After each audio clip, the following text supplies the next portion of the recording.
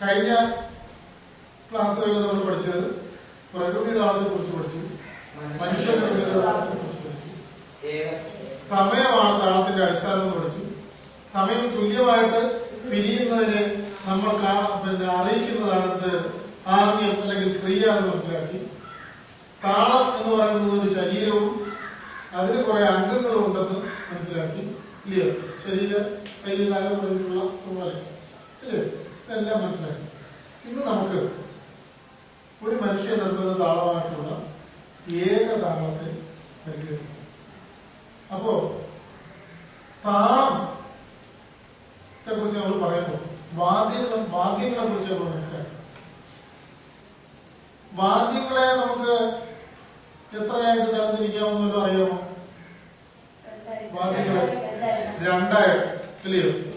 ഒന്നാമത്തെ എന്താണ്? ഗാനവാദ്യം, പാട്ട് വായിക്കുന്ന വാദ്യങ്ങൾ. പാട്ടിന്റെ പുറമെയാണ് താളം. താളവും പാട്ടും കൂടെ അതിന്റെ പുറമെയാണ് നൃത്തം. മനസ്സിലായില്ലേ? ഇത് തമ്മിലൊരു ബന്ധമുണ്ട്. പാട്ട്, താളം, നൃത്തം. മനസ്സിലായില്ലേ? അപ്പോ പാട്ട് വായിക്കുന്ന വാദ്യങ്ങളെ നമ്മള് ഗാനവാദ്യങ്ങൾ, താളം വായിക്കുന്ന വാദ്യങ്ങളെ താളവാദ്യങ്ങൾ, അല്ലേ? അപ്പോ പാട്ട് വായിക്കുന്ന വാദ്യത്തിൽ ഒരു വാദ്യത്തിലാണെന്നുണ്ടെങ്കിൽ പാട്ടുകാരൻ പാടുവാണെന്നുണ്ടെങ്കിൽ നമ്മൾ വരികളായിരിക്കും പാടുന്നത്. ഉദാഹരണത്തിന് ജനഗണമന അതിനായക ജയ എന്നൊക്കെ നമ്മൾ പാടും. പക്ഷെ അതൊരു വാദ്യക്കാരൻ വായിക്കുകയാണെന്നുണ്ടെങ്കിൽ അതെങ്ങനെയായിരിക്കും?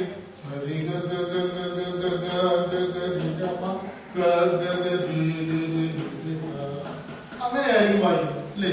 അപ്പൊ അതെന്താണ്? എന്താണത്? ഈ രണ്ടാമത് പാടി എന്താണ്? ആദ്യം പാടിയത് വരി, രണ്ടാമത് പാടി എന്താ? ഈ സാരി ഗാനൊക്കെ ഉള്ളത് സ്വരങ്ങളാണ്. മനസ്സിലായില്ലേ? അപ്പം ഗാനവാദ്യത്തിൽ വായിക്കുന്നതിന് ഉപയോഗിക്കുന്ന അക്ഷരമാലകളാണ് എന്ത്? അല്ലെങ്കിൽ ലിപികൾ. മലയാളത്തിലെ അക്ഷരമില്ലേ? ആ, ഈ ഊണക്കല്ലേ? അതുപോലെ പാട്ട് പാടുന്നതിന്റെ ലിപികളാണ് എന്ത്? സ്വരങ്ങൾ. ഇതുപോലെ താളവാദ്യക്കാരൻ വാദ്യത്തിൽ വായിക്കുന്നതിന് ഇതുപോലൊരു ലിപിയുണ്ട്. അതിന് പറയുന്ന പേരറിയാമോ? സ്വരങ്ങൾ പോലെ തന്നെ കേട്ടില്ല?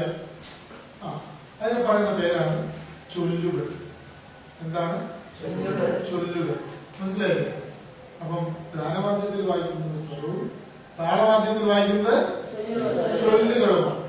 മനസ്സിലായി? അപ്പോ നമുക്ക് ഏകതാളത്തിൽ നമുക്കൊരു ചെറിയ ചൊല്ല് പറഞ്ഞു കൊടുക്കും. 1-2 അക്ഷരങ്ങളെ പഠിക്കും താളത്തിൽ. എന്താ?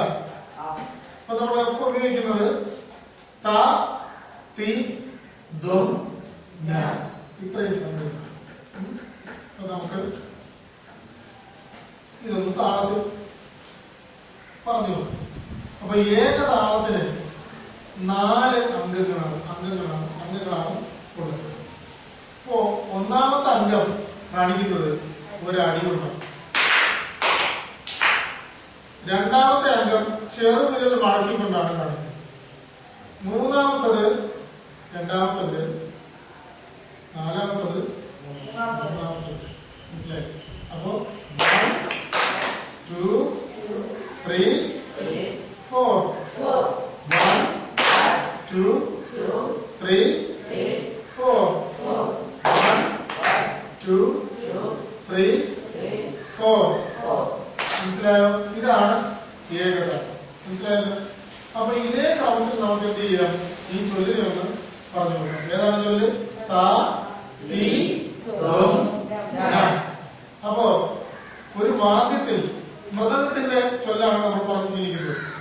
ഈ വാദ്യത്തിൽ ഓരോ ചൊല്ലും ഓരോ ഭാഗത്താണ് കേൾക്കുന്നത്. അപ്പൊ അതിന്റെ രീതിയിൽ നമ്മൾ പറയുകയാണ് ചെയ്യുന്നത്. അപ്പോ പറയുമ്പോൾ ചൊല്ലുകൾക്ക് വാദ്യത്തിൽ വായിക്കുന്നത് പോലെ തന്നെ ഒരു ഭംഗി ഉണ്ടാവാം. മനുഷ്യര് ചൊല്ലുകളെ പറയുന്നു. മനസ്സിലായോ? അങ്ങനെ ചൊല്ലുകളെ വളരെ മനോഹരമായി പറയുന്ന കലാരൂപമാണ് എന്ത്? കേട്ടിട്ടുണ്ടോ? അത് ചൊല്ലുകളെ മനുഷ്യൻ മനോഹരമായി പറയുന്നതിന് കുറിച്ച് വല്ലതും അറിയാമോ? എന്ത് പറയും? അറിഞ്ഞൂടാ. അപ്പോ അതിന് പറയുന്ന പേരാണ് പൊന്നക്കോൽ. മനുഷ്യൻ ചൊല്ലിനെ മനോഹരമായി പറയുന്നതിനെ പറയുന്ന പേരാണ് പൊന്നക്കോൽ. അപ്പോൾ ഈ മൃദംഗത്തിന്റെ രീതി അനുസരിച്ചുള്ള ഒരു പൊന്നക്കോലാണ് നമ്മൾ പഠിക്കുന്നത്. അതിന്റെ പ്രഥമ പാഠമാണ് നമ്മളിപ്പോൾ പഠിക്കുന്നത്. തത്തി ദം. അപ്പൊ നമുക്കൊന്ന് പറഞ്ഞു നോക്കുന്നത് ത തി ദം നം. പറയേണ്ട രീതി ത തി ദം നം. കണ്ടോ? ആ പറയുന്ന രീതി മനസ്സിലാകുന്നു. നമുക്കൊന്ന് പറഞ്ഞു ത തി ദം നം ത തി ദം നം ത തി ദം നം ത തി ദം നം. അപ്പോ ഏകതാളത്തിൽ ചൊല്ലി പറയാൻ മനസ്സിലായോ? പഠിച്ചോ? പ്രാക്ടീസ് ചെയ്തുകൊണ്ട് വരുമല്ലോ. ശരി, നമുക്കത് ഈ ക്ലാസ് ഇവിടെ നമുക്ക് അവസാനിപ്പിക്കാം.